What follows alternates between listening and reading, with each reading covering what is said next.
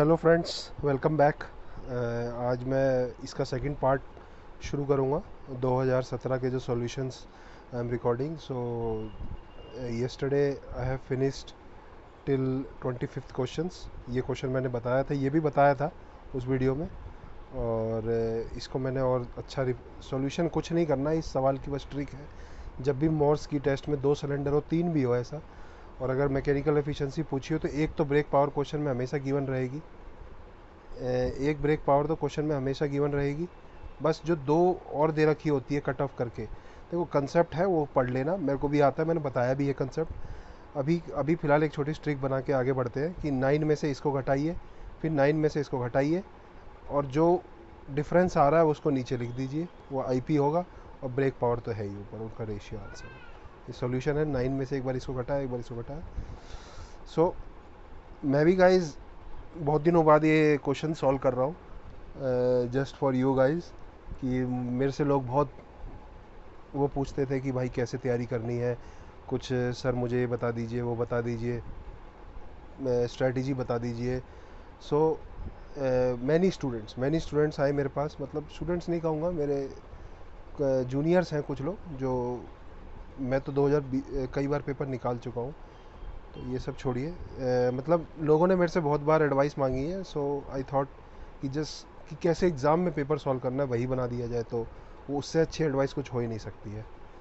So guys let's start. अब देखिए, इसमें एक ऑर्डिनेट पूछ रहा है, एक एब्सिसा पूछ रहा है ऑफ द डायग्राम। अब ऑर्डिनेट मतलब एक्स वाई कोऑर्डिनेट पूछ रहा है। अब देखिए, V C R S cycle है। V C R S cycle में क्या होता है, चारों प्रोसेस में लिख देता हूँ। This will be pressure constant, this will be also pressure constant, heat rejection, और ये हीट एडिशन होता है इसमें। ये कंडीशनड स्पेस होता है।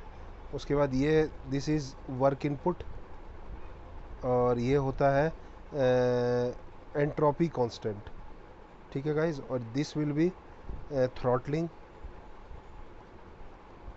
ठीक है, और इसमें एंथैल्पी कांस्टेंट होती है। ठीक है गाइज, तो अब ये लाइन वर्टिकल है, मतलब इस पॉइंट और इस पॉइंट के बीच में एंथैल्पी कांस्टेंट, और ये लाइन वर्टिकल दिखाई जा रही है।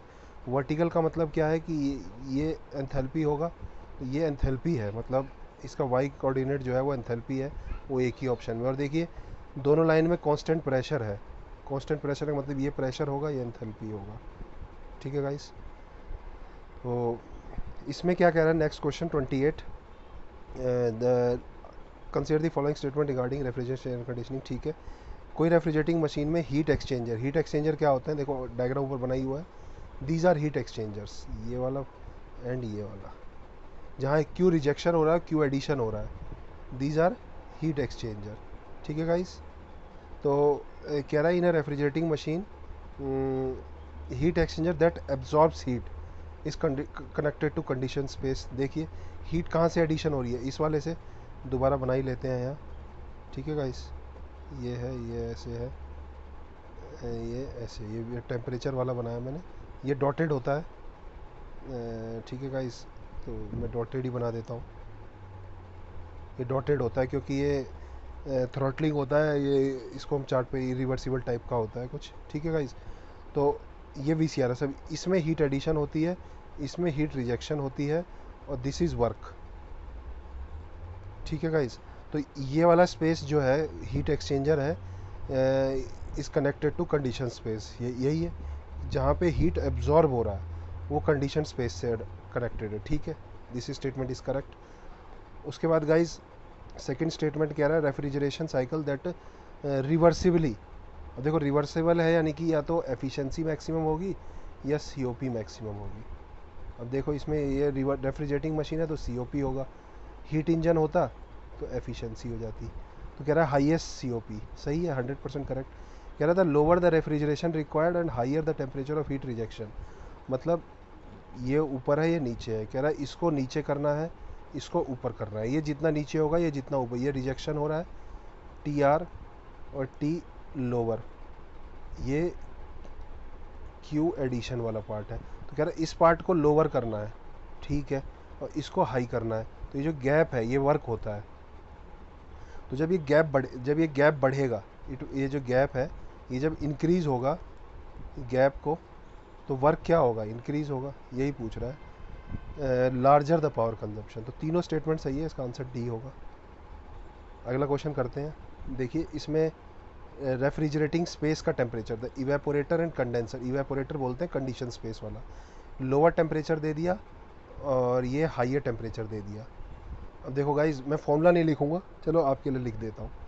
तो पूछा है COP जो है मैक्सिमम है, मतलब रिवर्सिबल है, तो रिवर्सिबल COP क्या होता है, T जो ये है lower divided by T higher minus T lower, मतलब COP जो होता है वो refrigerating effect by power input ये होता है।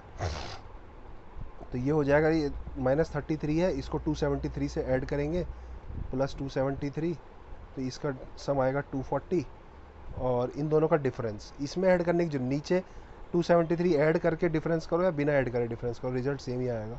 तो 27 माइनस ऑफ -33, तो 27 माइनस 33, ये हो जाएगा लगभग 30 60, तो इन दोनों काटा 4 आ गया COP 4 है, और ये फॉर्मूला पे आया रेफ्रिजरेटिंग इफेक्ट कितना है, इन्होंने दिया है रेफ्रिजरेटिंग इफेक्ट ऑफ 4, तो 4 डिवाइडेड बाय पावर इनपुट, 4 से 4 कट गया, तो पावर इनपुट कितना आ गया 1, डी आंसर हो गया। तो 29 का आंसर है डी, ठीक है गाइस। उसके बाद volumetric efficiency of reciprocating compressor can be improved by, volumetric efficiency को इंक्रीज़ करना है, एन वॉल्यूमेट्रिक को इंक्रीज़ करना है। अब देखो वॉल्यूमेट्रिक एफिशिएंसी का जो फॉर्मूला होता है वो होता है 1 + C - C P higher by P lower की power 1 by P higher by P lower की पावर 1 बाय n करके, ठीक है। तो अब कह रहा है डिक्रीजिंग द क्लियरेंस वॉल्यूम, अब इसको ऐसे भी लिख सकते हैं 1 - C कॉमन ले लिया ना और माइनस में ले लिया, तो ये क्या हो जाएगा P higher by P lower की पावर 1 बाय n -1, ये फॉर्मूला भी होगा। अब कह रहा है क्लियरेंस वॉल्यूम कम करेंगे तो नेगेटिव पार्ट कम होगा, तो वॉल्यूमेट्रिक एफिशिएंसी क्या होगी, इंक्रीज होगी। तो 1 तो सही है, 1 सही है, तो मतलब आंसर होगा C और D में सब, इन दोनों में से कोई एक ही सही होगा। तो गाइज जब इनटेक कूलिंग टेम्परेचर इसमें घटा रहे हैं और इसमें टेम्परेचर इंक्रीज़ कर रहे हैं, तो जब टेम्परेचर डिक्रीज़ होगा, अब देखो तुमने जो डेंसिटी और टेम्परेचर में क्या होता है, P बराबर ρRT, हालांकि ये एयर है कि नहीं ये पता नहीं, एयर ही है तो आइडियल गैस ही होगा, तो P बराबर ρRT, तो टेम्परेचर, अगर टेम्परेचर को इंक्रीज़ करोगे तो डेंसिटी क्या होगी, डिक्रीज़, ठीक है गाइस। टेम्परेचर इंक्रीज़ किया, डेंसिटी डिक्रीज़ हुई, तो इसमें कह रहा है कूलिंग द इनटेक एयर, मतलब डेंसिटी को क्या कर रहे हो, बढ़ा रहे हो, और इसमें डेंसिटी को घटा रहे हो। अब देखो हाई डेंसिटी फ्लूइड डालेंगे तो वॉल्यूमेट्रिक एफिशिएंसी ज़्यादा होगी, क्योंकि हाई डेंसिटी मोर एयर जाएगा। वॉल्यूमेट्रिक एफिशिएंसी का सिग्निफिकेंस क्या होता है, वॉल्यूम एक्चुअल कितना एंटर कर रहा है भाई, स्वेप्ट वॉल्यूम, ठीक है गाइस। तो स्वेप्ट वॉल्यूम और एक्चुअल वॉल्यूम, तो एक्चुअल वॉल्यूम ज़्यादा जाएगा, डेंसिटी बढ़ेगी तो एक्चुअल वॉल्यूम बढ़ जाएगा यहाँ से, बिकॉज डेंसिटी मोर, तो एक्चुअल वॉल्यूम मोर, मतलब मास, सॉरी मास, वॉल्यूम नहीं, मतलब डेंसिटी क्या होता है, मास over volume, given volume constant है, अगर डेंसिटी बढ़ेगी तो मास ऑफ एयर बढ़ेगा, और मास ऑफ एयर बढ़ेगा, ज़्यादा एयर जाएगा उसके अंदर, ज़्यादा एयर जाएगा तो वॉल्यूमेट्रिक एफिशिएंसी इंक्रीज़ होगी। तो इसका आंसर हो जाएगा 1 2 C ऑप्शन, इसका आंसर C है 30 का, ठीक है गाइस। मतलब इतना नहीं सोचना, एग्जाम में छूटते ही आंसर आता है। अब देख रहा है प्रेजेंस ऑफ एयर, कंडेंसर्स के अंदर, कंडेंसर भी एक हीट एक्सचेंजर होते हैं जो पावर प्लांट में लगे होते हैं जहाँ हीट रिजेक्शन होता है। रैंकाइन साइकिल जो होती है, रैंकाइन साइकिल आपने पढ़ी होगी ऐसे करके, ये कंडेंसर वाला पार्ट होता है। अब कह रहा है इसमें एयर है, एयर की वजह से क्या होगा, remains as non condensable gases, air condense नहीं होगी, सही है। Remains as reduces the condensing coefficient, coefficient को कम कर देगी क्योंकि ये थर्मल रेजिस्टेंस बढ़ाएगी। देखो ये पहले स्टार्ट, एयर की वजह से क्या होगा, थर्मल रेजिस्टेंस बढ़ जाएगा, ठीक है, थर्मल रेजिस्टेंस बढ़ेगा तो हीट ट्रांसफर कोफिशिएंट घट जाएगा। तो ये दो स्टेटमेंट तो लिंक्ड है। Tend to cling, easy statement है, कहीं कहीं अटक जाएगी, किंग मतलब चारों सही है, ईजी। तो उसके बाद अगला रेफ्रिजरेटिंग मशीन, देखिए इसमें पूछा क्या है, refrigeration capacity of, refrigeration capacity पूछी है, ठीक है। अब कह रहा है आइस प्लांट है रेफ्रिजरेशन सिस्टम का, हम -5 डिग्री सेल्सियस से 25 डिग्री सेल्सियस, मतलब प्रोड्यूसेस 20 kg, ये दो टेम्परेचर के बीच में ऑपरेट कर रहा है। और 20 kg आइस पर मिनट निकालना है। तो मास है 20 kg पर मिनट, और हमें मिनट में ही निकालना है, तो हम इसको ऐसे ही रहने देंगे m। ठीक है गाइज, और स्पेसिफिक हीट ऑफ वाटर दे दिया, लेटेंट हीट दे दी। कहने का मतलब ये है कि 20 डिग्री सेल्सियस वाटर है। ठीक है गाइज, 20 डिग्री सेल्सियस वाटर है, इसको हम लेके जा रहे हैं, है ना, इसको हम 5 डिग्री सेल्सियस माइनस का आइस बना रहे हैं 20 डिग्री सेल्सियस वाटर से। तो बस इसके बीच में कितना हीट का रिक्वायरमेंट है यही पूछा है, बस ज़्यादा दिमाग नहीं लगाना है। तो देखो अब 20 डिग्री से पहले हम क्या करेंगे, प्रोसेस क्या होगा, 20 से 0, 0 से फिर 0 और 0 से -5, इसमें सेंसिबल हीट होगी, इसमें सेंसिबल हीट होगी, है ना, और इसमें लेटेंट हीट होगी, बस यही जोड़ना है। तो वाटर की फॉर्मूला क्या होता है सेंसिबल हीट का, CP डेल्टा टी। देखो मैं इतना लिख दे रहा हूँ, CP डेल्टा टी, और लेटेंट हीट होता है, ये दे ही रखा है इन्होंने। ठीक है, तो मास को कॉमन ले लिया तीनों में से, और CP वाटर का 4.2 और delta T 20 - 0 × 20 plus 335 latent heat जोड़ा, और प्लस फिर 0 to -5, और आइस की जो इन्होंने दे नहीं रखी। इस क्वेश्चन में कैच यही था कि आइस की आप क्या लोगे, तो आइस की आप 2 ले लो, 2। ठीक है गाइज, आइस की याद कर लीजिए, क्योंकि हो सकता है कि आगे भी आपको ये डाउट हो कि आइस की क्या ले, तो ये आता है एग्ज़ाम में, तो इसको 2 याद कर लीजिए, इजी क्वेश्चन है। ठीक है गाइस, तो इंटू 0 - 5 5। ठीक है गाइस, तो अब इसको सॉल्व करना है। सॉल्व कैसे करोगे, अब देखो ऑप्शन एलिमिनेशन भी नहीं का काम करेगा इसमें, इसमें कुछ निकालना ही पड़ेगा हमें। देखो 2 0 से कट गया, 42 दूना 84, ठीक है, प्लस 335, और ये 5 2 10 है।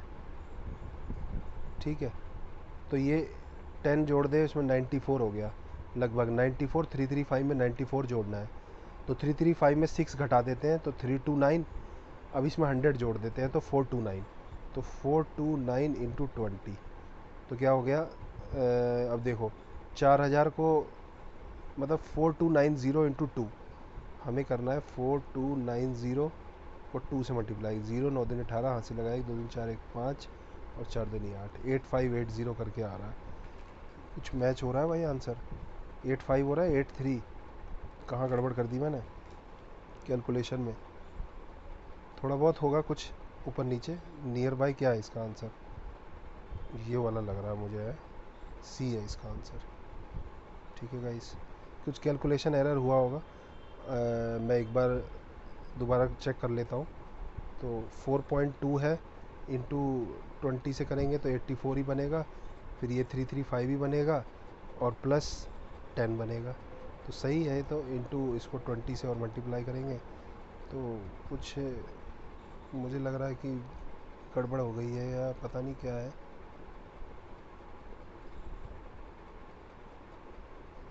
ठीक है, 8580 हो रहा है, थोड़ा सा शायद हो सकता है एरर होगा क्वेश्चन में, तो कोई दिक्कत नहीं है इसमें, आप इसको सही मान के चलिए, प्रोसेस यही है, और कोई ऐसी वो भी नहीं है। ठीक है गाइस, 8580 आंसर आ रहा है मेरे हिसाब से, कोई एरर होगा तो आप कमेंट बॉक्स में बता दीजिएगा, तो आई विल इम्प्रूव इट। आगे बढ़ते हैं। Consider the following statement in respect to vapour absorption cycle. कह रहा था absorption refrigeration cycle is generally used when waste heat. सही बात है, VARS है, पढ़ लेना आप इसको एक बार, VARS बहुत इंपॉर्टेंट है, वेरी इंपॉर्टेंट। इससे 2 क्वेश्चन, एक क्वेश्चन आएगा ही आएगा एग्जाम में, और एक ही टॉपिक है, तो समझ रहे हैं गाइस। तो VARS के बारे में पूछ रहा है, तो ये इंटरमीडिएंट होता है जहाँ वेस्ट सोलर एनर्जी अवेलेबल होती है, यही इसकी एक डेफिनेशन है। When waste heat is available from an existing source, और when free energy like solar energy available है, या किसी जनरेटर इंडस्ट्री से वेस्ट हीट अवेलेबल है, तो हम VARS वहाँ लगा सकते हैं, 100% करेक्ट। इसमें कोई मूविंग पार्ट नहीं होता, सिर्फ स्मॉल लिक्विड पंप के बारे में ये भी सही है, इसमें कंप्रेसर को हम रिप्लेस करते हैं।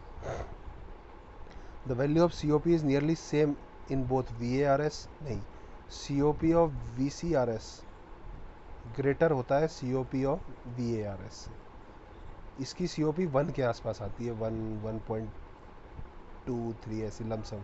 और इसकी COP आएगी 3 4 5।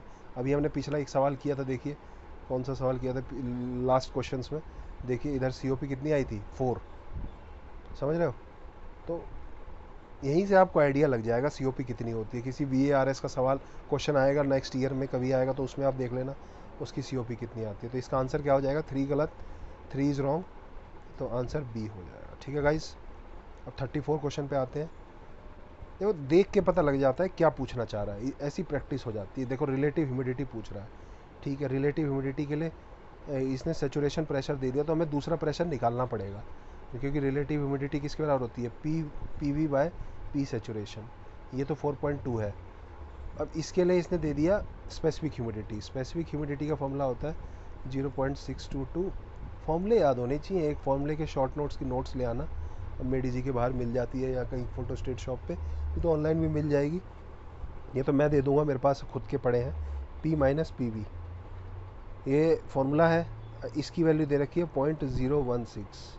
अब इसका इन्वर्स भी आप याद कर सकते हैं एग्ज़ाम में, देखो ऐसे मैं बता रहा हूँ, इसकी इन्वर्स की वैल्यू याद करके जाइए, 1.6 के लमसम आता है एग्जैक्ट। एक बार मुझे भी बहुत दिन हो गए हैं मुझे, तो इसको आप कर लीजिएगा, जो भी आएगा मेरे हिसाब से शायद 1.6 ही होता है। तो ठीक है गाइज, अब यहाँ से मुझे PV निकालना है। P टोटल प्रेशर 1 है, देखो 1 बार दे दिया टोटल प्रेशर। मैं क्वेश्चन देख के समझ गया, स्पेसिफिक ह्यूमिडिटी दे रखी है तो ये फॉर्मूला लगेगा, और रिलेटिव पूछ रहे हैं तो ये फॉर्मूला लगेगा। अब देखो 0.622 PV ये निकालना है, और ये उधर जाके मल्टीप्लाई हो जाएगा। इसको 1 बार को 100 किलो पास्कल लिख लेंगे, सब कुछ हम किलो पास्कल में करेंगे क्योंकि ये भी किलो पास्कल में दे रखा है। तो ये 100 हो जाएगा, तो 100 उधर मल्टीप्लाई होगा, तो 100 मल्टीप्लाई होगा तो 2 0 1.6 माइनस 0.016 PV, ये उधर जाके ऐड होगा तो 0.622 है ना, और इसमें 0.016, तो 6 2 8 3 6 0.638, 16 जोड़ना है मतलब 622 में। अब नहीं भी जोड़ोगे ना तो PV की वैल्यू क्या आ जाएगी, 1.6 डिवाइडेड बाय 0.638, समझ रहे हो। अब ये नहीं भी जोड़ते ना, इतना फ़र्क नहीं पड़ता वैल्यू में। अब ये रिवर्स आएगा, अब इसका इन्वर्स मैंने बोला था ना 1.6 के लमसम आएगा, थोड़ा बढ़ गया तो वैल्यू थोड़ी और कम हो जाएगी, तो 16 मतलब PV की वैल्यू क्या हो जाएगी, कैलकुलेशन करना बता रहा हूँ मैं आपको। अब देखो मैं इसमें तो अपना नोट्स खोल लेता हूँ अलग से, स्पेस भर गया। एग्ज़ाम में भी आपका अगर ऐसे नोट्स भर जाए ना जब, तो आप पीछे वाले पेज में फ्री पेज मिलते हैं आपको रफ वर्क, उसको यूज़ करना। अब देखो 1.6 है, इसको डिवाइड करना है 0.638, इसको अगर 622 भी ले लूँगा तो 1.6, इसका इन्वर्स मैंने आपको बताया था, मतलब 1 बाय 0.622 की वैल्यू आप याद रखिए, लगभग याद काम आता है। तो 1.6 तो 16 का स्क्वायर आपको पता है 256 होता है, लगभग 2.5 के आसपास आ गई वैल्यू। अब हमें इसमें क्या करना है, ये दे रखा है तो इस फॉर्मूले में वैल्यू पुट करेंगे इस वाले में, तो इसकी वैल्यू हमें दे रखी है, तो क्या होगा रिलेटिव ह्यूमिडिटी, ये यही कर लेते हैं, रिलेटिव ह्यूमिडिटी बराबर PV 2.56 और डिवाइडेड बाय 4.2। अब आपको ऑप्शन बताना है इनमें से कैसा होगा। अब देखो ये एक 4.246 है, एक एक पॉइंट भी शिफ्ट करेंगे तो 25.6 हो जाएगा, और ये 42.4 हो जाएगा। तो 25 दूनी 50, अगर ये 50 होता तो 50 होता तो ये 50% आता है ऐसे। अब देखो इसको सॉल्व करने का एक इजी तरीका बताता हूँ, परसेंटेज वाइज करिए। 10% कितना है, 4.2 है ना, हमें 6 टाइम्स करेंगे तो कितना हो जाएगा 24, और 6 दूनी 12, 1.2 मतलब 25 पॉइंट समथिंग आ रहा है एग्जैक्टली, तो मतलब 60% आंसर हो जाएगा। मतलब परसेंटेज वाइज करो, मतलब मैंने क्या किया 42 पॉइंट का 10% निकाल लिया इसका, 42.4। मैंने एक पॉइंट हटाया था पहले, यहाँ से एक पॉइंट हटा के यहाँ आया, यहाँ से हटाया तो यहाँ आ गया। अब इसका 10% निकाला इसका, तो 4.24, 4.24 10%। अब 6 टाइम जाऊँगा तो ये आ जाएगा, तो मतलब 60 आंसर। अगला क्वेश्चन आ जाते हैं गाइस, 35 नंबर। इसमें कह रहा है इवेपोरेटिव कूलिंग है। इवेपोरेटिव कूलिंग प्रोसेस क्या होता है, देखो अगर देखो मैं अब एग्ज़ाम में कैसे होगा इवेपोरेटिव कूलिंग, अच्छा ठीक है, ड्यू पॉइंट टेम्परेचर में, ये तो कभी हो ही नहीं सकता है। 2 काटा, जिसको वो नहीं भी पता तो भी आंसर निकाल लेगा, लेकिन एंथैल्पी कांस्टेंट होती है इवेपोरेटिव कूलिंग में वेट बल्ब टेम्परेचर, जहाँ वेट बल्ब टेम्परेचर कांस्टेंट है वहाँ एंथैल्पी कांस्टेंट होता ही है। ठीक है गाइस, ये साइकोमेट्री चार्ट है, ये होता है, यहाँ ओमेगा होता है, यहाँ टेम्परेचर होता है, ये साइकोमेट्री चार्ट है। This process is like evaporative cooling. अब इसमें यहाँ पे एंथैल्पी का स्केल होता है, तो ये लगभग पूरे प्रोसेस में कांस्टेंट है, और यहाँ वेट बल्ब टेम्परेचर का भी ये स्केल होता है, तो ये दोनों कांस्टेंट होते हैं। डेजर्ट कूलर टाइप का प्रोसेस है। और ड्यू पॉइंट टेम्परेचर देखो, इस पॉइंट पे ड्यू पॉइंट टेम्परेचर इधर करके यहाँ है, इस पॉइंट पे यहाँ है, ड्यू पॉइंट टेम्परेचर कैसे कांस्टेंट हो सकता है। ठीक है गाइस, इसको अभी हटा दें, हटा देते हैं। चलिए अब नेक्स्ट क्वेश्चन 36 पे आ जाइए, जल्दी जल्दी करते हैं। अवेलेबिलिटी पूछा है, अवेलेबिलिटी पूछा और मुझे दिख रहा है एंथैल्पी दे रखा है, एंट्रोपी दे रखा है। तो अवेलेबिलिटी का फॉर्मूला जो होता है फाई जो होता है delta H minus T not delta S. Pre में इसके बाहर नहीं होगा, इतना इतना भी याद रहेगा। डेल्टा एच या कहीं पे एंथैल्पी की जगह इंटरनल एनर्जी दे रखा होगा, तो delta U minus T not delta S हो जाएगा। बस इससे ज़्यादा प्री में अवेलेबिलिटी में नहीं आएगा। ये फॉर्मूला याद रखिए अवेलेबिलिटी वाले चैप्टर में बस, और एक दो सवाल की एप्लीकेशन कर लीजिए। अब देखिए डेल्टा एच कितना है, 300 माइनस 150, तो 150 हो जाएगा। और माइनस टी नॉट कितना है, this is T not ambient temperature 300, और इंटू डेल्टा एस 1.25 माइनस 0.8, तो 1.25 माइनस 0.8 ये लगभग कितना हो जाएगा, 80, 20 और 20 0.45 और ये पॉइंट हटाया, 2 जीरो कट गई, तो 45 3 ज़ा 135 होता है, और 150 इनका डिफरेंस कितना 15। देख रहे हो कितना मिनट में होंगे क्वेश्चन। अब देखो ये easy, maximum pressure in both air standard auto and diesel cycle. अरे बस सेम, बस मैंने ये देखा मैक्सिमम प्रेशर सेम है बस, उसके बाद आगे ऑप्शन पे आ जाऊँगा। देखो आर, तो आर ज़्यादा आएगा डीजल का, तो एफिशिएंसी डीजल की ज़्यादा होगी, यही आंसर सही है। और पढ़ूंगा ही नहीं, और जब आर ऑफ डीजल बराबर होगा आर ऑफ ऑटो, मतलब कंप्रेशन रेशियो, तब एफिशिएंसी ऑफ ऑटो ज़्यादा हो सकती है डीजल से, वरना rest all the case, rest all the cases क्या होगा, यही होगा। ठीक है गाइस, इसका आंसर ये हो जाएगा। अब कह रहा है which of the following is correct. Specific speed, अब स्पेसिफिक स्पीड आपको पता होगी, N S N root P by H की पावर 5/4 टर्बाइन के लिए। अब कह रहा है specific speed of turbine is a speed at which homologous turbine develops 1 power, ये 1 इसकी वैल्यू 1 दे रहा है। यूनिट हेड, हेड की वैल्यू मतलब H1 पावर 1, तो एन एस क्या हो जाएगा, एन के बराबर आ जाएगा। यही पूछा, specific turbine is a speed, specific speed N S is a speed at which एक turbine 1 mega horse power unit और 1 मैक्सिमम एफिशिएंसी से ऑपरेट करेगा, और यूनिट हेड होगा। पहला स्टेटमेंट सही है। कह रहा है specific speed is a dimension less parameter, ये डायमेंशन लेस है, इसकी डायमेंशन आएगी।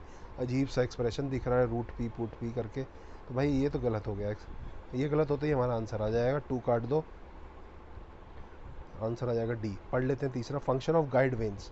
जो टर्बाइंस में गाइड वेन्स होता है वो क्या करता है, डायरेक्ट करता है वाटर को टर्बाइन के ऊपर, डायरेक्ट टर्बाइन की वो शॉक जो है वो लेस हो और ईजिली ग्लाइड हो। देखो, is to minimize the shock at the entry of the fluid on to the runner blade. 100% यही फंक्शन है, इसको आपको याद कर लो, इसको गाइड वेन, दोबारा गाइड वेन आएगा तो यू शुड नो कि गाइड वेन का क्या फंक्शन होता है। चलिए नेक्स्ट क्वेश्चन करते हैं कि पंप है, मैं जल्दी जल्दी करता हूँ।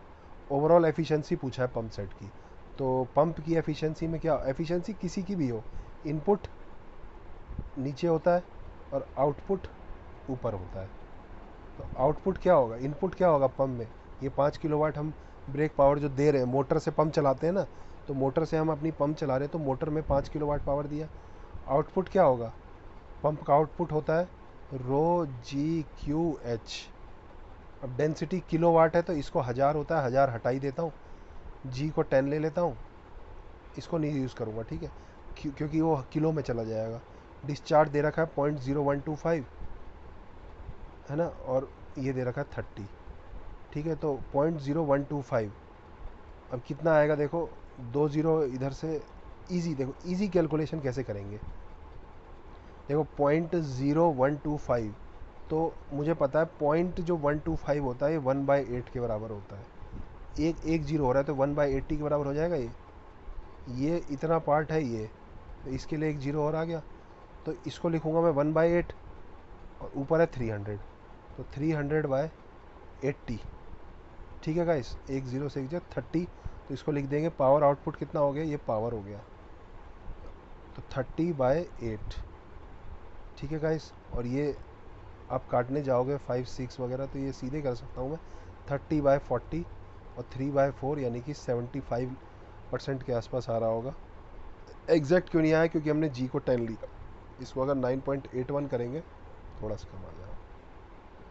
देखो ये ईजीएस्ट क्वेश्चन है, देखने में लग रहा है, जब भी कोई ऐसा बड़ा क्वेश्चन प्री में दिखे ना तो ईजी होता है, समझ लेना।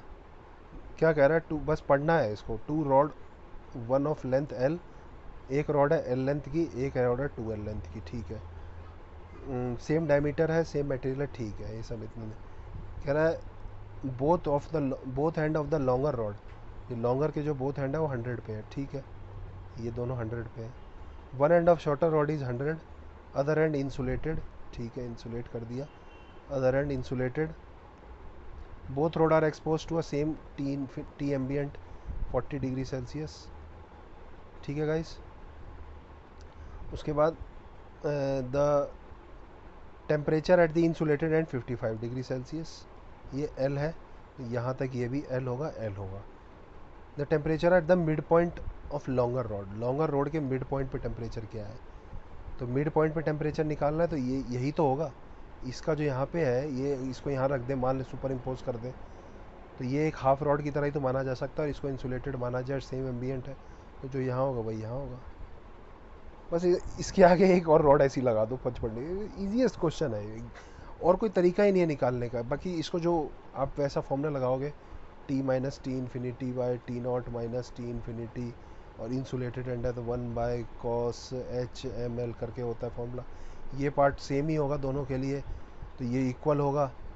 तो ये पार्ट में क्या बदल रहा है, टी नॉट सेम है, टी इन्फिनिटी सेम है, टी इन्फिनिटी तो टी भी सेम होना पड़ेगा ना, इसलिए। ठीक है गाइस, सी आंसर है इसका। जल्दी करते हैं। 41 क्वेश्चन में कह रहा है आइडियल और practical gas cycle turbine cycle उन्हें कंपेयर करवा रहा है। In ideal gas cycle, cycle efficiency depends on pressure ratio only. 100% correct.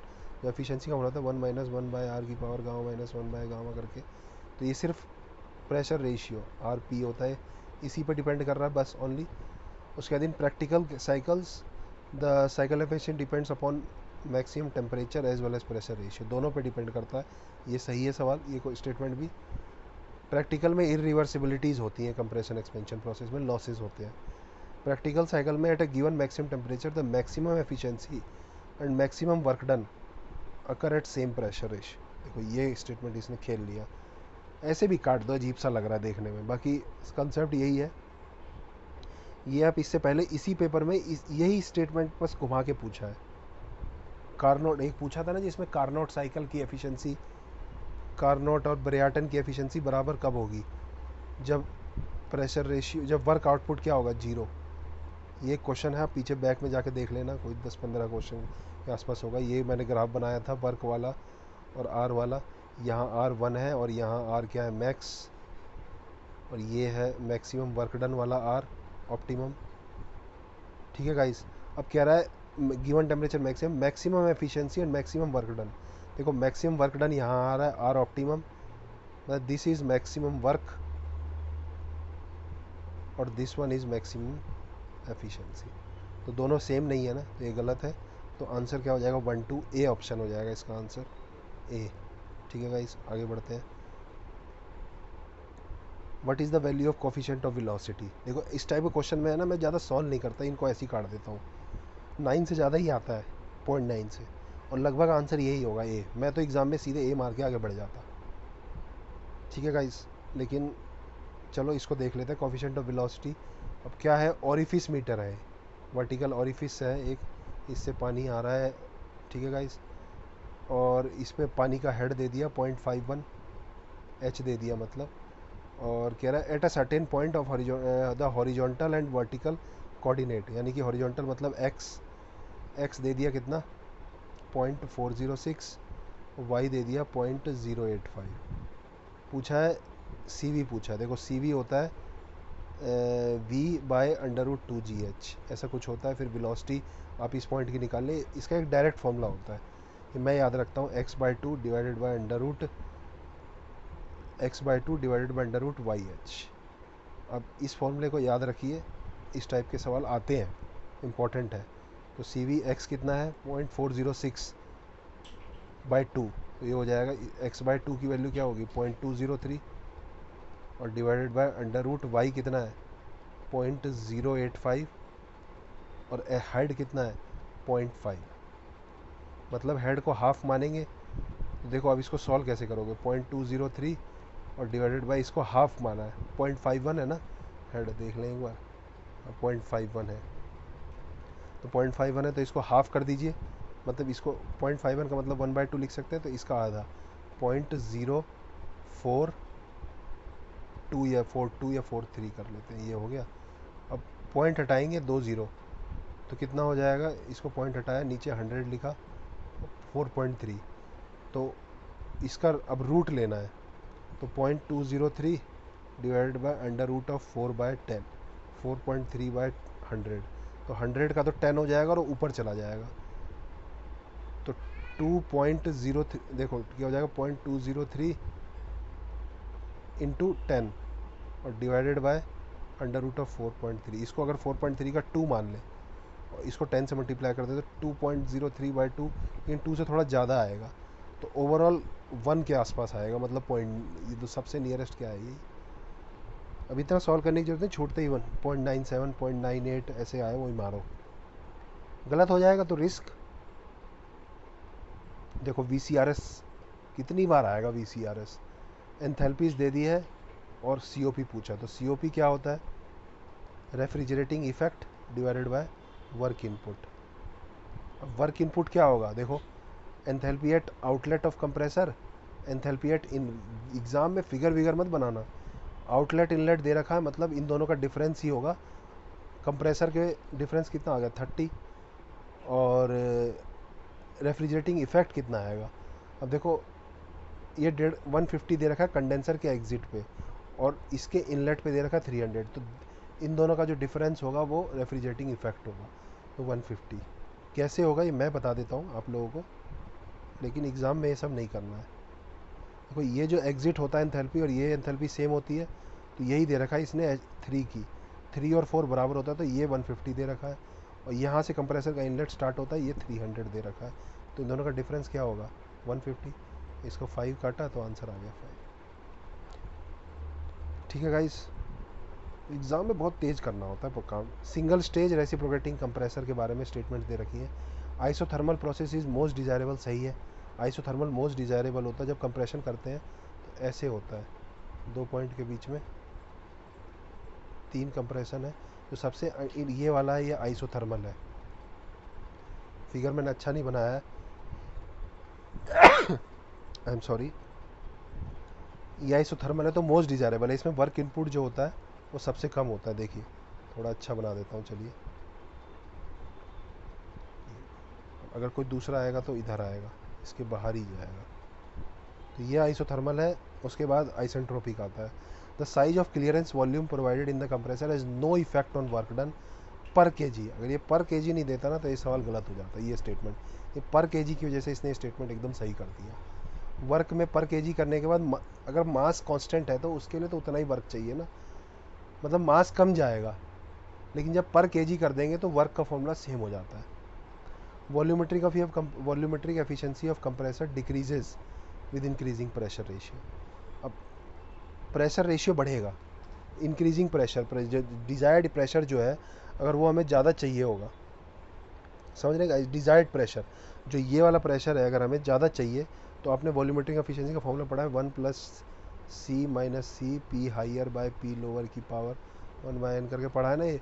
तो जो डिज़ायर्ड प्रेशर अगर बढ़ेगा तो क्या होगा आंसर, तो वॉल्यूमेट्रिक एफिशिएंसी क्या होगी, आपने, ये तो इजी क्वेश्चन है, मतलब डिज़ायर्ड प्रेशर बढ़ेगा तो वॉल्यूमेट्रिक एफिशिएंसी घट जाएगी।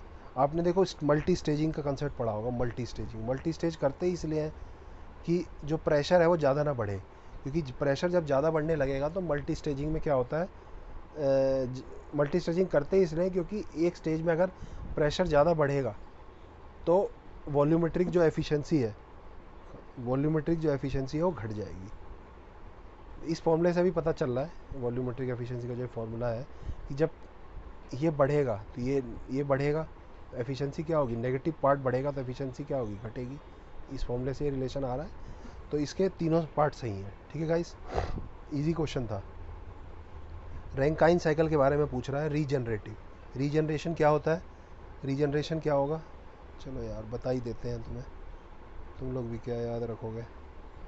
ठीक है गाइस, रीजनरेशन में क्या होता है, बीच में से स्टीम निकाला और इसको यूज़ किया हमने इस पानी को हीट करने के लिए। ठीक है गाइस, बीच में से स्टीम निकाला तो यहाँ से अगर एक्स पार्ट निकाल लिया तो यहाँ 1 माइनस एक्स पार्ट आ रहा होगा, फ्रैक्शन है, एक्स इज फ्रैक्शन। ठीक है, तो यहाँ एक्स पार्ट निकालना होगा तो ये तो कंडेंसर में क्या होगा, कम पानी जाएगा।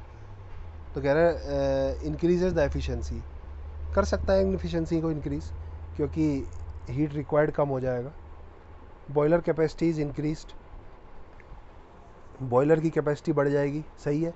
क्या होगा, अब देखो, अब इससे हम क्या कर रहे हैं, इनकमिंग फीड वाटर को हीट कर रहे हैं। ये जो निकाला है ये फीड वाटर को हीट कर रहे हैं, तो जो फीड वाटर को अगर हम हीट करेंगे तो टेम्परेचर जो है हाई टेम्परेचर पे वाटर बॉयलर में जाएगा, समझ रहे हो, वो हाई टेम्परेचर पे वाटर बॉयलर में जाएगा तो बॉयलर को कम हीट देनी पड़ेगी, मतलब उसकी कैपेसिटी बढ़ जाएगी और ज़्यादा पानी को हीट कर पाएगा। तो ये भी सही है, ये भी सही है।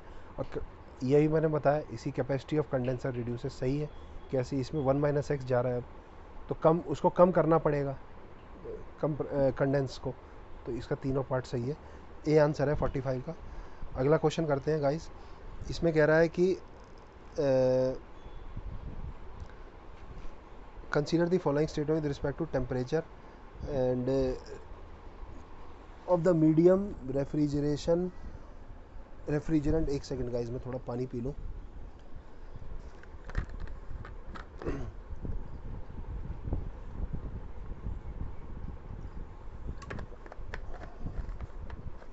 मैं थोड़ा इतना फास्ट पढ़ाने की कोशिश कर रहा हूँ कि आप लोगों को 2 की स्पीड में ना देखना पड़े वीडियो, मैं तो 2 की स्पीड में ही देखता था।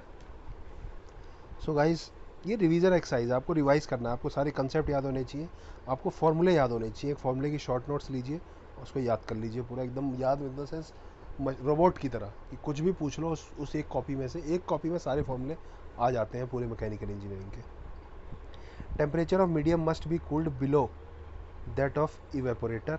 रेफ्रिजरेशन, देखो सही स्टेटमेंट ढूंढनी है, easy. Refrigerant leaves the condenser as liquid, condenser से तो लिक्विड ही यूज निकलता है, ये तो 100% सही है। अ solar thermally operated absorber system is capable of intermittent operation. भाई सोलर एनर्जी जब होगी तभी तो होगा, सोलर ऑपरेटेड है, अगर वो डिपेंडेंट है सोलर में तो रात को तो चल ही नहीं पाएगा, तो ये भी सही है, इंटरमिटेंट ऑपरेशन। अब फर्स्ट को देखना है, मिस्टेक नहीं मिली है। Temperature of medium being cooled must be below that of evaporator. देखो ये एक इवेपोरेटर है, ठीक है, मतलब आपने फ्रिज का इवेपोरेटर मान लीजिए, उसके अंदर आपने कूल्ड, आपने वेजिटेबल्स डाले, कूल्ड डाल दिए, ठीक है, कूल्ड वेजिटेबल डाले एकदम ठंडे, लो टेम्परेचर पे आपने डाल दिए, तो क्या इवेपोरेटर काम करेगा, वो हीट निकालेगा ही नहीं ना। ऑलरेडी अगर आप अपने इवेपोरेटर में आइस डाल देंगे तो उसको ज़रूरत ही नहीं है ना उसको निकालने की, आपने आइस का ही तो, मतलब उसमें आपको पानी डालना पड़ेगा ना, वाटर, हाई टेम्परेचर पे, तभी तो उसको कूल करके आइस बनाएगा या वाटर को टेम्परेचर को लो करेगा। तो ये कह रहा है कि temperature of medium being cooled, medium मतलब जो कूल करना है, रेफ्रिजरेंट को कूल कर, मतलब कहने का मतलब है जो मीडियम है इसके अंदर इवेपोरेटर में, being cooled must be below, below नहीं हाई होगा, इसका टेम्परेचर हाई होगा तभी तो हीट ट्रांसफ़र होगी। तो ये स्टेटमेंट गलत है, तो इसका आंसर सी हो जाएगा। ठीक है गाइस, थोड़ा कंसेप्चुअल गुड क्वेश्चन मैं कहूँगा, star mark.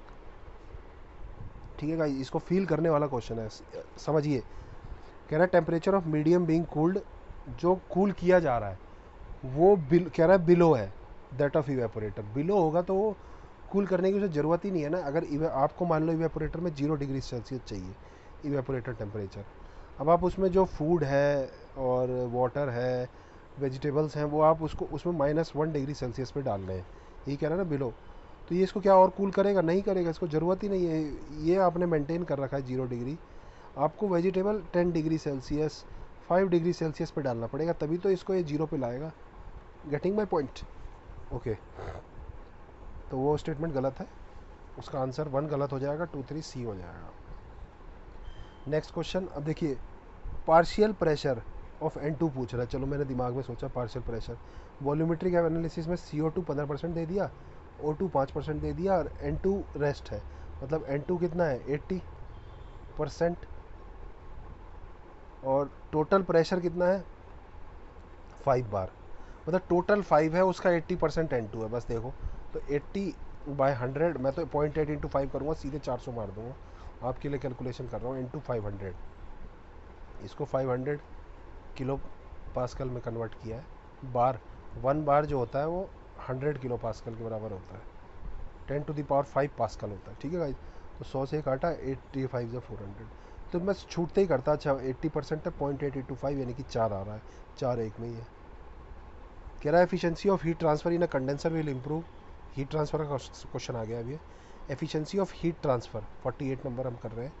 In condenser will improve by increasing overall heat transfer coefficient, मतलब आप H को इंक्रीज करेंगे तो Q क्या होगा, इंक्रीज होगा, तो एफिशिएंसी इंक्रीज होगी, ये सही है। कह रहा था efficiency of heat transfer in condenser will improve by increasing the velocity. देखो ये एक अच्छा पॉइंट है, लोग सोचेंगे वेलोसिटी बढ़ेगी पता नहीं क्या होगा।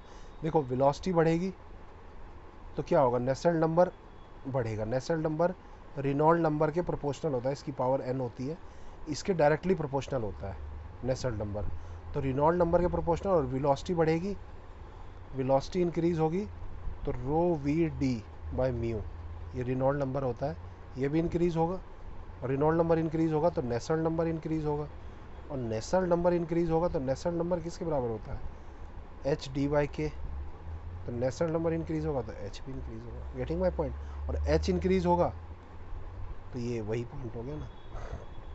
अब difference between the temperature of steam entering the condenser and inlet water should be maximum for, यही देखो ये खेल गया, जहाँ ऐसा हो ना कि ये मैक्सिमम है मिनिमम है, वो उसमें आपको कैच करना होगा। देखो इसमें होता क्या है, ये स्टीम है, ये ऐसे है, अब जो इफ़ेक्टिवनेस होती है, इफ़ेक्टिवनेस किसके बराबर होगी, ऊपर होगा एक्चुअल टी वाटर इनलेट या आउटलेट, जो भी डेल्टा टी वाटर मान लो। अब डिफरेंस बिटवीन द वाटर को हम क्या कर रहे हैं, हीट कर रहे हैं, ठंडा कर रहे हैं, जो भी कर रहे हैं यार, वो पॉइंट यहाँ पे वो है नहीं। इनलेट वाटर टेम्परेचर से और स्टीम टेम्परेचर, वाटर हीट हो रहा है तो exit minus T water inlet, ये होगा टी वाटर एग्जिट, यहाँ वाटर का एग्जिट टेम्परेचर ये है, ये वाला, और वाटर का इनलेट टेम्परेचर ये है। ठीक है गाइस, तो ये वाटर एग्जिट है, ये वाटर इनलेट है, तो ये एक्चुअल हीट ट्रांसफर होगा, और मैक्सिमम पॉसिबल लिखते हैं तो T steam minus T water inlet, ये नीचे, ये इफेक्टिवनेस का फॉर्मूला होता है, ये आपको इफेक्ट कंडेंसर वाले चैप्टर में मिल जाएगा। ठीक है गाइस, तो ये कह रहा है मैक्सिमम होगा तो इफेक्टिवनेस क्या होगी, मिनिमम, और यहाँ पे क्या कह रहा है, मैक्सिमम एफिशिएंसी के लिए मैक्सिमम होना चाहिए temperature difference steam entering and inlet water temperature, तो ये स्टेटमेंट गलत हो गया, आंसर हो गया ए।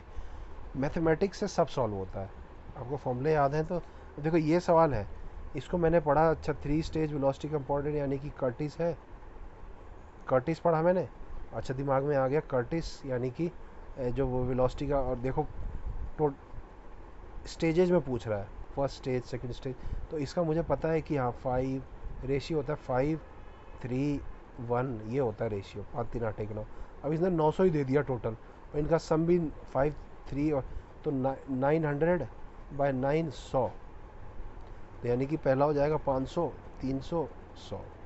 वैसे ये सब करने की ज़रूरत नहीं है, मैंने इसमें क्वेश्चन पढ़ते ही आंसर टिक हो जाएगा, क्योंकि देखो पहला 500 दूसरा 300, रेशियो मेंटेन हो रहा है, दिमाग में रेशियो चल रहा है 5 3 1, तो पहला 500 दूसरा 300 तीसरा 100, और फर्स्ट एंड सेकंड ही पूछ रहा है। गेटिंग माय पॉइंट, जो पावर का जो रेशियो होता है ना कर्टिस टर्बाइन में, जो कर्टिस में पावर का रेशियो होता है वो 5:3:1 होता है फॉर 3 स्टेज, और टोटल अगर 900 है, 1 है टोटल, अगर 900 है तो इसका रेशियो क्या होगा, 500 होगा पहला, दूसरा 300, तीसरा 100, अब रेशियो निकाल लीजिए, सेम आएगा हर जगह। Consider the following statement with respect to natural draft cooling towers. देखो नेचुरल ड्राफ्ट कूलिंग टावर का पूछा, theoretically the water can be cooled even below dry bulb temperature of induced air, अब cooling tower में क्या होता है कि ऊपर से वाटर आता है और नीचे से हम एयर भेजते हैं और इसको हम कूल करते हैं, इस वाटर को स्प्रे करते हैं और ये ऐसे होता है, इसको हम कूल करते हैं, ऐसे स्प्रे होता है। तो एयर का ड्राई बल्ब टेम्परेचर होगा, ड्राई बल्ब, और एयर का वेट बल्ब होगा। और आपको पता है जो वेट बल्ब होता है वो लेस देन होता है ड्राई बल्ब से। तो हम जो कूलिंग टावर में हम वेट बल्ब तक सॉल्व, किसी भी चीज़ को हम वेट बल्ब तक कूल कर सकते हैं। Water can be cooled even below the dry bulb, water can be cooled till wet bulb तक कूल कर सकते हैं। और वेट बल्ब तो कम ही होता है ड्राई बल्ब से, तो ड्राई बल्ब तक तो कूल कर ही सकते हैं, वो तो ज़्यादा है उल्टा। तो ये तो 100% करेक्ट हो गया। Getting my point. थ्योरेटिकली हम किसी भी कूलिंग टावर में नेचुरल वाले में वेट बल्ब तक हम कूल कर सकते हैं, और वेट बल्ब से ज़्यादा होता है ड्राई बल्ब, ये ऊपर होता है ड्राई बल्ब। तो जब यहाँ तक ला सकते हैं तो यहाँ तक तो ला ही सकते हैं, इवन बिलो, हाँ इसके नीचे ही आएगा ना, तो ये सही कह रहा है। नेचुरल ड्राफ्ट कूलिंग टावर हाँ लंबे होते हैं नेचुरल ड्राफ्ट, उनकी हाइट हमें बढ़ानी पड़ती है ताकि हमें ड्राफ्ट मिले, मतलब पानी ऊपर जाए। अगर छोटा होगा तो वो ड्राफ्ट नहीं मिलेगा। उसके बाद pressure difference, the inner draft मतलब वही प्रेशर डिफरेंस, अपने आप ही एयर ऊपर की तरफ चली जाए। एक तो होती है फोर्स, फोर्स में हम यहाँ फैंस लगाते हैं नीचे की तरफ, और फैन से हम एयर को इंड्यूस करते हैं, तो उसमें हाइट कम भी होती चल जाती है, क्योंकि जो पावर है वो हम फैन से दे रहे हैं एयर को। लेकिन नेचुरल में तो वो नेचुरली प्रेशर डिफरेंस क्रिएट करेगा, तो जितना लंबा होगा उतना ज़्यादा, जितना ज़्यादा टॉल होगा उतना ज़्यादा ही अच्छा होगा। Inner and outer surface of revolution of segment of hyperbola, hyperbola होते हैं अफोर्डिंग इम्प्रूव्ड स्ट्रेंथ।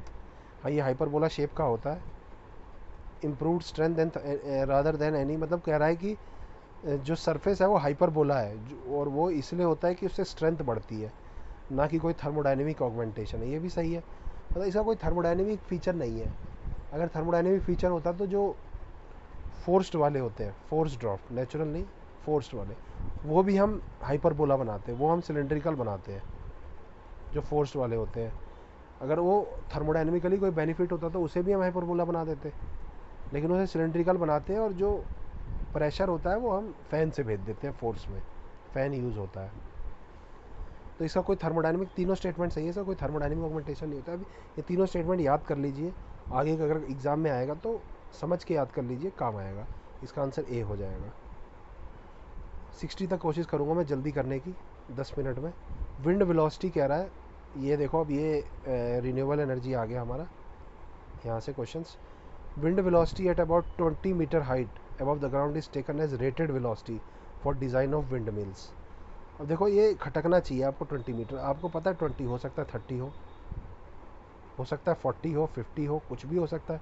तो विंड टरबाइन की जो हाइट होगी, यहाँ पे जो विंड टरबाइन लगेगा है ना, इसके ऊपर डिपेंड करेगा ना ये कितना ऊंचा है। वो 20 मीटर नहीं होता और ज़्यादा ही होता है, तो हम इसको नहीं लेंगे, गलत है। कह रहा था total power of the wind turbine, data दे दिया ना, एक सिंपल फैक्ट, ये गलत ही होता है।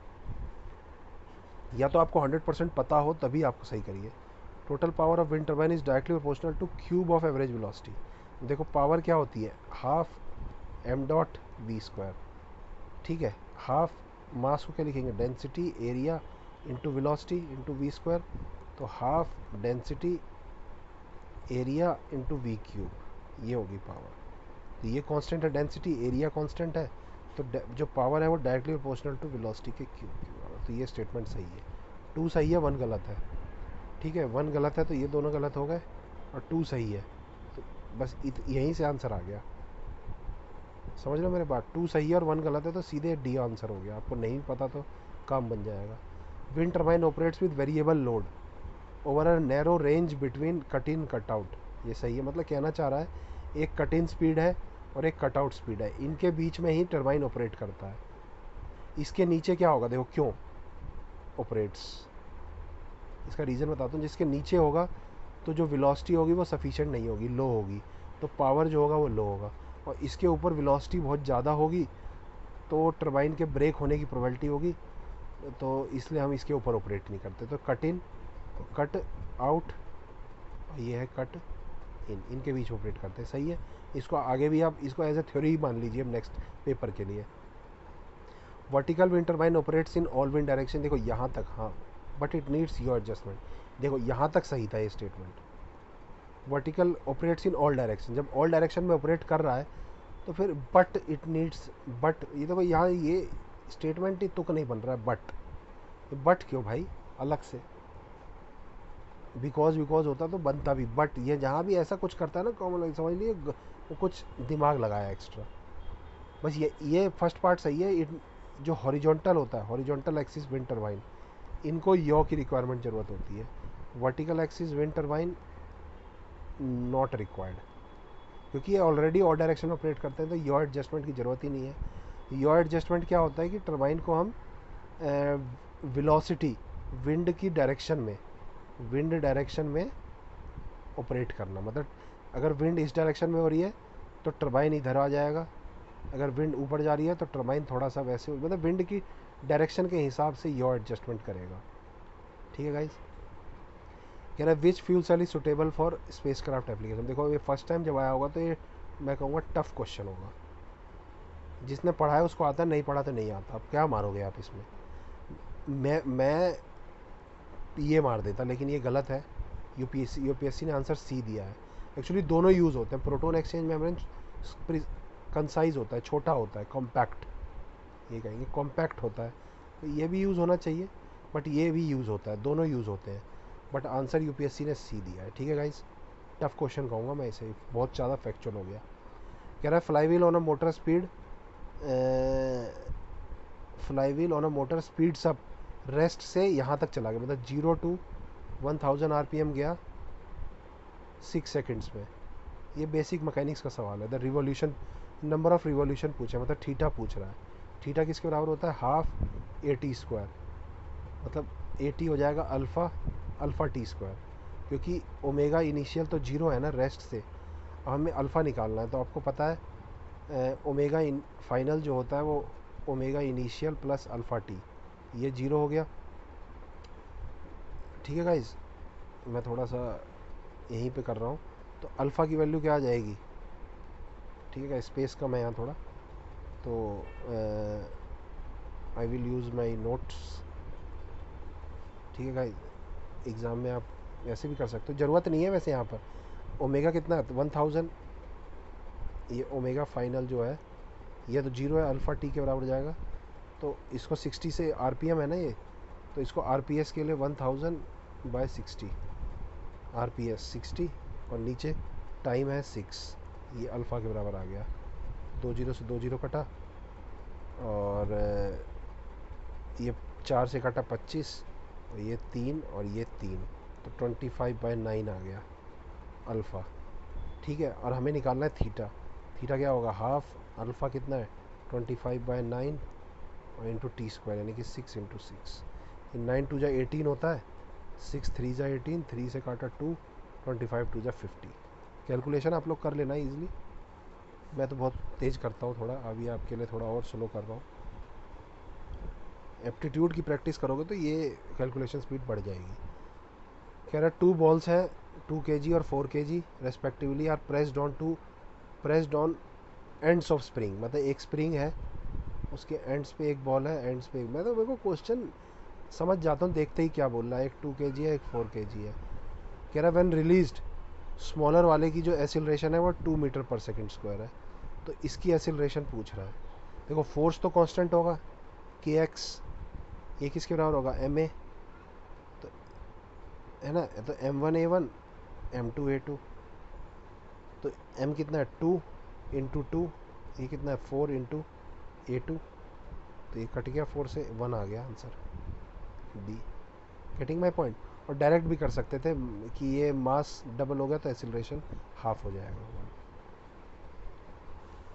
पूछा है एवरेज फोर्स, अब पढ़ते हैं क्वेश्चन। बुलेट कह रहा है मास दे दिया बुलेट का m, स्पीड दे दी, पेनिट्रेट करी बुलेट 12 सेंटीमीटर एक वुड में, मतलब एक वुड है इसमें 12 सेंटीमीटर तक पेनिट्रेट कर गई। ठीक है, इम्पल्स वाला क्वेश्चन हो गया। इसको सॉल्व कैसे करोगे, वर्क एनर्जी थ्योरम देखते ही पता लग गया, और कुछ समझ ही नहीं आ रहा क्या लगेगा, तो वर्क एनर्जी की half mv² equal to force into displacement work. तो हाफ मास कितना है 0.03, वेलोसिटी कितनी है 400, 2 बार 400 लिखा और डिवाइडेड बाय 12। स्पीड को ये 12 सेंटीमीटर दे रखा है ना, तो इसको 12 बाय 100 मीटर हो जाएगा। ठीक है, तो ऊपर 100 और जाएगा, ये फोर्स आ गया। अब किलो न्यूटन बोल रहा है, तो किलो न्यूटन के लिए मैं क्या करूँगा, एक जीरो हटा दूंगा और एक ये हटा दूंगा, किलो हो गया। अब ये 2 जीरो ये है, ये भी हट गया।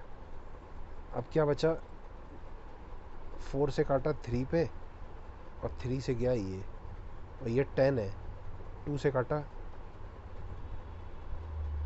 1 4 ये बचा है।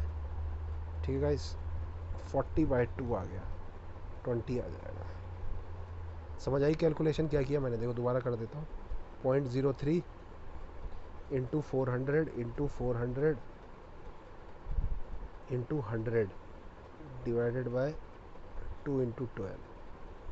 अब देखो ये 2 हट गया और एक जीरो ये भी हट गया, 40 बचा है। ये 2 जीरो से ये 4 कटा गया, 4 से ये 3 पे चला गया और 3 से 3 चला गया, 2 से ये चला गया 40 20 पे। ठीक है,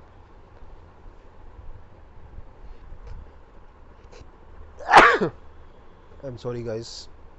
ये वेट कह रहा है, एक बॉल है जिसका वेट 100 kg है, एक wall tied to a smooth wall, friction zero है, स्मूथ मतलब फ्रिक्शन जीरो है, making an angle of 30 degree. मतलब एक वॉल है, उससे 30 डिग्री पे एक बॉल को टाइड कर दिया है, ये 30 डिग्री है। ठीक है, इसका वेट है 100 न्यूटन। ठीक है गाइस, तो पूछा है टेंशन पूछा है, तो टेंशन ऊपर की तरफ होगा, तो इसका एक कंपोनेंट इधर होगा, एक इधर होगा, इधर एक एन के बराबर होगा जो इसको होल्ड कर रहा होगा, उससे हमें मतलब नहीं है। तो ये टी है मान लो, तो ये 30 है, तो ये भी 30, तो ये टी कॉस 30, जो टी तो जो ये हो गया टी कॉस 30 इक्वल टू 100। ठीक है गाइस, तो टी किसके बराबर हो जाएगा, 100 बाय कॉस 30, और कॉस 30 होता है √3/2, तो 100 बाय √3 और बाय 2, तो 200 बाय √3 यानी कि बी ऑप्शन। अब ये वाला क्वेश्चन देखते हैं। Modulus of rigidity of a material 38.5%, मतलब जो जी है मॉडुलस ऑफ रिजिडिटी, ये 0.385 ई के बराबर है। पूछा है यंग मॉडुलस है ना, पूछा है पॉइजन्स रेशियो म्यू, तो आपने फॉर्मूला पढ़ा होगा ई बराबर 2g1 प्लस म्यू। तो जी को लिख देंगे ये, तो 2 into 0.385 E equal to 1 plus mu, E से ई कट गया, तो ये हो गया 1/38 दूना 76.77 माइनस 1, ये म्यू के बराबर हो जाएगा। अब इसको सॉल्व कैसे करोगे, इसको 75 मान के सॉल्व करना होगा। देखो 1/0.75 मानोगे तो 0.75 यानी कि 0.75 क्या होता है 3/4 है ना, 0.75 हो गया ना, ये 0.75 होता है 3/4, तो उल्टा क्या होगा 4/3 माइनस 1, 4/3 क्या होता है 1.33 माइनस 1, तो 0.33। अब छूटते ही 0.33 मार दोगे तो निपट जाओगे। Getting my point? ये दिमाग है यही कि आपने इसको 0.75 किया तो 4/3, अभी 4/3 से थोड़ा सा कम होगा तो आंसर ये हो जाएगा, इससे जस्ट कम वाला यही है। बट डायरेक्ट भी इस क्वेश्चन को है ना मैं देखूंगा तो 0.3 मार दूंगा, पॉइजन्स रेशियो में ज़्यादातर 0.3 आता है आंसर, तो अगले क्वेश्चन में 0.3 दे रखा है, मतलब सेम ही क्वेश्चन है ये, अलग अलग सेम ही बुक से उठाया है, वो बुक हर जगह 0.3 यूज़ कर रहा होगा। अब इस क्वेश्चन में क्या करा, लेटरल स्ट्रेन दे दिया, ठीक है। अब देखो पॉइजन्स रेशियो दिया, लेटरल स्ट्रेन दिया, मुझे दिमाग में आ गया पॉइजन्स रेशियो का जो फॉर्मूला होता है वो लेटरल बाय लॉन्गिट्यूडनल हो जाता है। ठीक है, ये लॉन्गिट्यूडनल, ये लेटरल, ट्रांसवर्स भी कहते हैं इसे। ठीक है गाइस, अब इसमें पूछा टेंसाइल स्ट्रेस दिया है, मैग्नेट टेंसाइल स्ट्रेस एक्सियल मतलब सिंगल डायरेक्शन, तो इलास्टिक मॉडुलस ई पूछा है मतलब, तो आपने पढ़ा है क्या होगा फॉर्मूला, तो लॉन्गिट्यूडनल हम निकाल लेते हैं। लॉन्गिट्यूडनल जो होगा वो क्या होगा, ट्रांसवर्स दे रखा है 60 इंटू 10⁻⁻5 और डिवाइडेड बाय म्यू 0.3। अब जो स्ट्रेस होता है, स्ट्रेस बाय ई जो होता है वो स्ट्रेन के बराबर होता है, तो हमें क्या निकालना है, ई। तो ई किसके बराबर होगा, स्ट्रेस बाय एप्सिलॉन। स्ट्रेस कितना है, कुछ कुछ चीज़ें दिमाग में ही करता हूँ मैं, लेकिन आपके सामने सॉल्व कर रहा हूँ। स्ट्रेस कितना है 300, और एप्सिलॉन कितना है ये वाला पार्ट लॉन्गिट्यूडनल वाला है, तो 60 यूनि डायरेक्शनल है इसलिए हो गया, वरना आपको फिर वो दूसरा फॉर्मूला लगाना पड़ता है, ये वाला जो एप्सिलॉन होता है वो sigma 1 minus mu sigma 2 minus mu sigma 3 by E. Getting my point, ये वाला लगाते स्ट्रेन, लेकिन बाकी ये सब जीरो हो जाते हैं ना इसमें, तो इसलिए इसमें ये वाला पार्ट यूज़ करेंगे हम इस, क्योंकि हमारे पास ट्रांसफ़र स्ट्रेन दे रखा है। इससे भी ये सवाल हो जाएगा, लेकिन ज़रूरत नहीं है, डायरेक्ट बेसिक से जाओ बस। अब इसको सॉल्व करना है। अब देखो कैसे सॉल्व करोगे, 3 3 ज़ा 9 है और नीचे 6 है, 90 बाई 6 15 के आसपास होगा। 15 कौन सा है, ये वाला आंसर, समझ रहे हो। पॉइंट हटाया, मान लो ये कट गया, ये 90 हो गया, 30 या 90 बाई 60 का ये 10 हटा दे, 10 टू द पावर -4 हो जाएगा। ये 10 हट, ये जीरो काटा, तो 6 से काटा 15, ये जीरो जारो एडजस्ट होकर यही बन जाएगा आंसर। अब 2 क्वेश्चन और करते हैं, इसको आज फिनिश करते हैं। कह रहा है design of beams given strength consider following, economy के लिए बोल रहा है, इकोनॉमी। अब rectangular cross section would be more economical then square cross section of same area, ठीक है, क्योंकि रेक्टेंगुलर क्या होगा और दूर दूर तक जाएगा, और दूर तक जाएगा तो मोमेंट ऑफ इनर्शिया जो है वो ज़्यादा होगा। Circular cross section is more economical then square, देखो ये गलत हो गया। हमें देखना जो न्यूट्रल एक्सिस होती है, मटेरियल जो है ना इससे दूर ज़्यादा हो और यहाँ पे मटेरियल कम हो। अब देखो सर्कुलर में क्या होगा, यहाँ मटेरियल ज़्यादा है, यहाँ पे कम है, और यहाँ देखो कितना ज़्यादा है, तो आई क्या होगा, सर्कुलर का कम होगा इसलिए, और स्क्वायर में दूर तक मटेरियल होगा। I section is most economical हो जाएगा आई, क्योंकि आई में क्या होगा, यहाँ तो थोड़ा होता है, दूर में ज़्यादा होता है, बनाया इसलिए गया है कि आई ज़्यादा हो इसका, मोमेंट ऑफ इनर्शिया मतलब। तो ये सही है मोर इकोनॉमिकल, ये दूसरा गलत हो गया, ये सही है। इसमें बस आपको आई देखना है किसका ज़्यादा होता है, सर्कुलर मतलब न्यूट्रल एक्सिस के पास मटेरियल कम होना चाहिए, दूर ज़्यादा होना चाहिए, बस ये सोचो। तो 1 और 3 सही है, दूसरा गलत है। Last question of the day करते हैं आज। Which one of the following statement is correct. देखो स्ट्रेन पर यूनिट वॉल्यूम ऐसा कुछ होता नहीं है, मैं स्ट्रेन पर यूनिट वॉल्यूम ये भी ऐसा कुछ नहीं होता है।